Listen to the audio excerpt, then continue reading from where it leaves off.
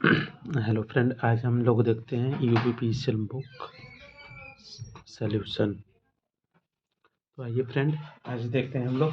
देखिए, विद्युत आजकल विभिन्न विभागों में इसका यूज होता है। ठीक, विद्युत आजकल ऊर्जा का एक महत्वपूर्ण स्रोत बन गया है और आवेश की मौजूदगी एवं उसके बहाव की एक भौतिक परिघटना। विद्युत को देखा और छुआ नहीं जा सकता है, इसे केवल महसूस किया जा सकता है।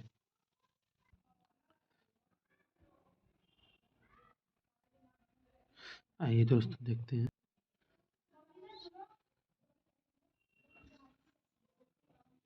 विद्युत प्रति प्राकृतिक में व्याप्त वस्तुएं काल्पनिक गुण द्वारा आपस में आकर्षण या प्रतिकर्षण का अनुभव कराती हैं। इस गुण को आवेश करते हैं। लगभग 2500 वर्ष पूर्व थेल्स नामक वैज्ञानिक ने कहरावा एवं एम्बर नामक रेशम से रगड़ा, जिसके द्वारा कागज के छोटे छोटे टुकड़े आकर्षित हुए। इस प्रभाव को विद्युत इलेक्ट्रॉनिक नाम दिया गया। इलेक्ट्रिसिटी शब्द ग्रीक भाषा के शब्द इलेक्ट्रॉन से लिया गया है, जिसका अर्थ एम्पर है। विद्युत आवेश मुख्यतः दो प्रकार के होते हैं, धनावेश एवं ऋणावेश होते हैं। जानकारी बेंजामिन फ्रैंकलिन द्वारा दी गई है। आवेश का स्थानांतरण विद्युत के जनन का कारण है। विद्युत के अंतर्गत आवेशों की गति प्रकृति के आधार पर विद्युत दो भागों में बांटे गए हैं, स्थैतिक विद्युत और गतिज विद्युत। स्थैतिक विद्युत इसमें विद्युत आवेश के रूप में रहता है। इसका स्थानांतरण एक स्थान से दूसरे स्थान पर नहीं होता। स्थैतिक विद्युत का पदार्थों को आपस में रगड़ दिया जाता है, जिसके परस्पर आवेश के आदान प्रदान के फलस्वरूप आकर्षण या प्रतिकर्षण गुण आ जाता है। भौतिक विज्ञान की वह शाखा जिसके अंतर्गत आवेश गुण एवं उसके संबंधित विद्युत बल, विद्युत क्षेत्र, विद्युत विभव और विद्युत धारिता एवं विद्युत ऊर्जा का अध्ययन किया जाता है, उसे स्थिर वैद्युतिक कहलाता है। भौतिक विज्ञान की वह शाखा जिसके अंतर्गत विद्युत आवेश के गुण उनके संबंधित विद्युत बल, विद्युत क्षेत्र, विद्युत विभव, विद्युत धारिता एवं विद्युत ऊर्जा का अध्ययन किया जाता है, इस वैद्युतिक कहलाता है। कंप्यूटर प्रिंटर पेंट एक्सप्रेस भूकंप लेखी सिस्मोग्राफ भी स्थैतिक विद्युतिक पर आधारित है। विद्युत गतिकी वैद्युतिक होता है। आवेश के नियमित प्रवाह से उत्पन्न विद्युत गतिकी वैद्युतिक कहलाती है। आवेशों के नियमित प्रवाह से उत्पन्न विद्युत गतिकी कहलाती है। आवेशों का नियमित प्रवाह चालक के मध्य होता है। आवेशों का नियमित प्रवाह चालक के माध्यम से होता है।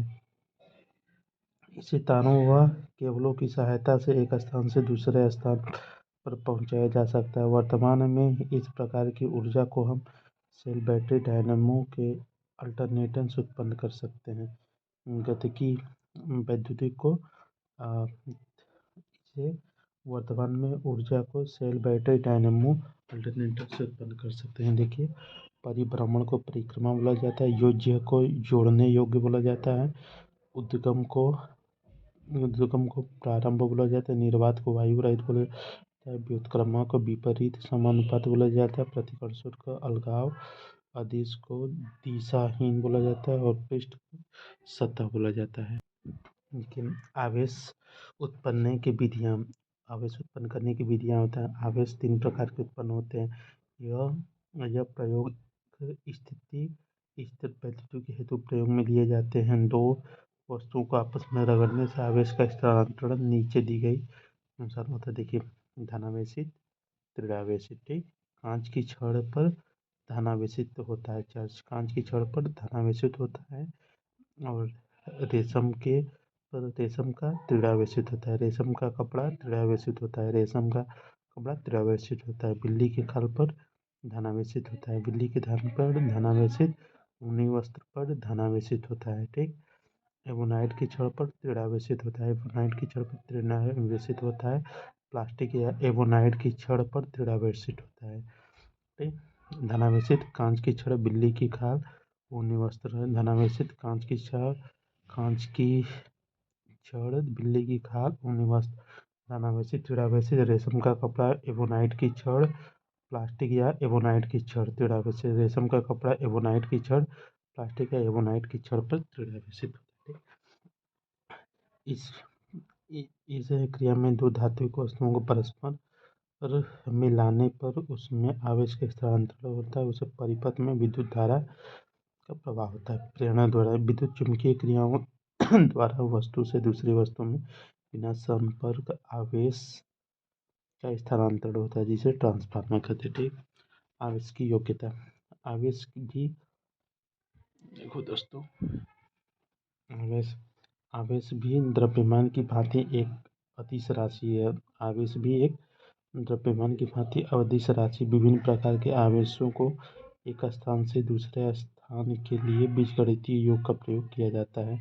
उदाहरण के लिए जैसे कि 2 म्यू क्या बोलते हैं, आवेश कैपेसिटर लग गया 2 म्यू एवं 4 म्यू हो गया। इस स्थिति में माइनस वाला इसमें जोड़कर माइनस हो जाता है। यह है सॉल्यूशन। आवेश संरक्षण। प्रकृति में पाए जाने वाला कुल आवेश हमेशा संरक्षित होता है। प्रकृति में पाए जाने वाला कुल आवेश हमेशा संरक्षित रहता है, अर्थात आवेश को न तो उत्पन्न किया जा सकता है न ही नष्ट किया जा सकता है। इसे केवल एक वस्तु से दूसरी वस्तु में स्थानांतरित किया जाता है। आवेश का क्वांटीकरण होता है। आवेश का क्वांटिटीकरण होता है। किसी भी वस्तु का आवेश प्राथमिक आवेश इलेक्ट्रॉन के पूर्ण गुणक के रूप में होता है। इस प्रकार आवेश का मान 0 इलेक्ट्रॉन, 1 इलेक्ट्रॉन, माइनस आदि होता है। देखिए, किसी वस्तु का आवेश सूत्र होता है जहाँ n बराबर 0 इलेक्ट्रॉन का चार्ज होता है 1.6 × 10⁻⁻19 कूलम होता है। ठीक। आवेश का एसआई मात्रक कूलम होता है। आवेश का सीजीएस मात्रक इलेक्ट्रोस्टैटिक यूनिट ESU होता है।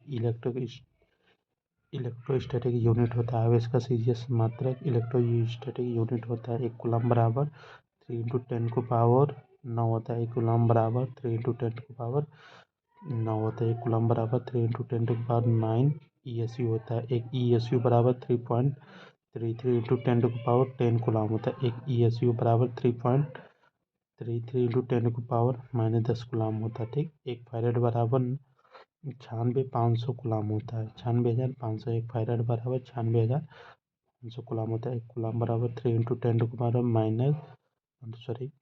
1 कूलम बराबर 3 × 10⁻9 ESU होता है। एक ESU बराबर 3.33 × 10⁻−10 कूलम होता है।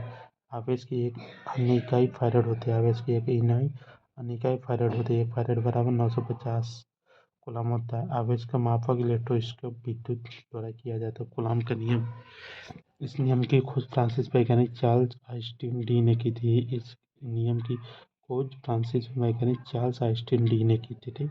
यह नियम दो बिंदु आवेशों के बीच लगे बल के यह नियम दो बिंदु आवेशों के बीच लगे बल के विषय में मात्रात्मक है। यह नियम विद्युत चुम्बकीय के सिद्धांत के लिए आधारित हो। आवेशों के विपरीत चिन्ह के हो तो आकर्षण बल विद्यमान रहता है, और यदि समान है तो उसमें प्रतिकर्षण होता है। ठीक। प्लस प्लस है तो प्रतिकर्षण करेगा, प्लस माइनस है तो आकर्षण करेगा। दो बिंदु आवेशों के बीच लगने वाला स्थिर बल का मान दो आवेशों के गुणनफल के समानुपाती होता है। दो बिंदु आवेशों के बीच लगने वाले स्थिर वैद्युत बल का मान दो आवेशों के गुणनफल के समानुपाती होता है तथा उन आवेशों के बीच दूरी के वर्ग के व्युत्क्रमानुपाती होता है। ठीक। दो आवेशों के बीच लगने वाले दो आवेशों के बीच लगने वाले स्थिर वैद्युत बल का मान दोनों आवेशों के गुणनफल के समानुपाती तथा उन आवेशों के बीच के दूरी के व्युत्क्रमानुपाती होता है। यदि यह नियम अदिश अथवा सदिश के रूप में व्यक्त किया जाता है। ठीक। F=K Q1 Q2/R²। F=Q1 Q2/R² होता है। देखिए दोस्तों, कूलम के नियम की सीमाएं होता है। कूलम के नियम की सीमाएं, यह नियम केवल केवल बिंदु आवेश के लिए ही सत्य है। कूलाम के नियम की सीमा। यह नियम केवल बिंदु आवेश के लिए ही सत्य है। यह नियम अधिक दूरी के लिए सत्य नहीं है। कूलाम का नियम अधिक दूरी के लिए सत्य नहीं है। कूलाम का नियम अधिक दूरी के लिए सत्य नहीं है। यह नियम केवल दो चीज़ों के बीच 1.75 × 10⁻⁻15 मीटर प्रतियोग से कम दूरी में गणना करने में सक्षम नहीं है। नाभिकीय बल के कारण। गॉस का नियम। गॉस का नियम। गॉस का नियम ये देखिए, यह नियम वैद्युत आवेश के वितरण एवं उनके कारण उत्पन्न विद्युत क्षेत्र से संबंधित स्थापित करता है। ठीक, यह नियम होता है गॉस का नियम। यह नियम वैद्युत आवेश के वितरण एवं उनके कारण उत्पन्न विद्युत क्षेत्र के संबंध में स्थापित करता है। यह नियम किसी तल से निकलने वाले विद्युत फ्लक्स द्वारा घिरे हुए विद्युत आवेश की मात्रा एवं 3 गुणा होती है। ठीक, गॉस का नियम। गॉस का नियम कूलाम के नियम की व्याख्या करता है। गॉस का नियम कूलाम के नियम की व्याख्या करता है। ये देखिए, गॉस का नियम है अवकलन रूप में है। ये होता है उल्टा डेल्टा ई। ये होता है गॉस के नियम लागू होने की स्थिति। यह नियम पॉइंट चार्ज पर लागू होता है। गॉस का नियम। यह नियम पॉइंट चार्ज पर लागू होता है। यह नियम अनंत लाइट चार्ज पर लागू होता है। यह नियम अनंत लाइट चार्ज पर लागू होता है। यह नियम ऊर्जा के अनंत सीट पर लागू होता है। यह नियम ऊर्जा की अनंत सीट पर लागू होता है।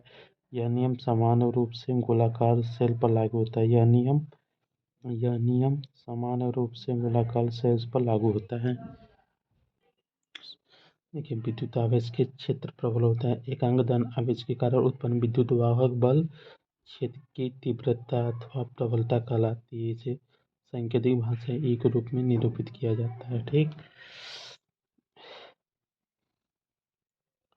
आवेश के विद्युत क्षेत्र की तीव्रता दूरी के वर्ग के सापेक्ष घटती है। आवेश के विद्युत क्षेत्र की तीव्रता दूरी के वर्ग के सापेक्ष घटती है। आवेश के विद्युत क्षेत्र की तीव्रता दूरी के वर्ग के साथ घटती है। विद्युत क्षेत्र की तीव्रता वोल्ट के मध्य की जाती है। विद्युत क्षेत्र की तीव्रता वोल्ट में व्यक्त की जाती है। ठीक, पदार्थ परिचय। Introduction of matter. ये देखिए, विद्युत को समझने के लिए संरचना समझना। वह वस्तु जो स्थानीय रहती है उसमें भार होता है पदार्थ कहलाता है। मूल रूप से पदार्थ को 3 भागों में व्यक्त किया गया है, ठोस, द्रव, गैस। इसके अतिरिक्त 2 अन्य अवस्थाएं भी हैं। प्लाज्मा बोस-आइंस्टीन संघनन के नाम से जाना जाता है, लेकिन मूल रूप से शामिल नहीं किया जा सकता है। ठोस पदार्थ का आकार नहीं बदलता। ठोस आकार का नहीं बदलता, जैसे लोहा, पत्थर। द्रव कोई आकार नहीं होता है। द्रव का कोई आकार नहीं होता है। इन्हें जिस मात्रा में भरा जाता है उसी मात्रा आकार में लेते हैं, परंतु इसका आयतन निश्चित रहता है, जैसे पानी, तेल। ठीक, द्रव का कोई आकार नहीं होता। द्रव का कोई आकार नहीं होता है। इन्हें जिस मात्रा में भरा जाता है उसी मात्रा में आकार ले लेते हैं, परंतु इसका आयतन निश्चित रहता है, जैसे पानी, तेल होता है। गैस का आकार व आयतन दोनों निश्चित नहीं होते हैं। गैस का आकार व आयतन दोनों निश्चित नहीं होते हैं। इसकी पहचान गंध से होती है।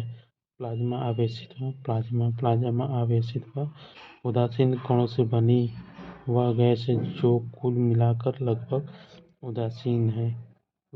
एक सामूहिक व्यवहार प्रदर्शित करती है। प्लाज्मा का अध्ययन ब्रह्मांड के बारे में हमारी समझ बोस-आइंस्टीन संघनन होता है। बोस-आइंस्टीन संघनन पदार्थ की वह अवस्था है जिसमें दुर्लभ बंध से निर्मित पदार्थ के अतिशीलित परम शून्य बहुत निकट ताप रहने के परमाणुओं की भौतिक समझने हेतु होते। पदार्थ की संरचना। पदार्थ का वह सूक्ष्मतम कण जिसे विभाजित किया जा सकता है अणु कहलाता है। पदार्थ का वह सूक्ष्मतम कण जिसे विभाजित किया जा सकता है अणु कहलाता है। पदार्थ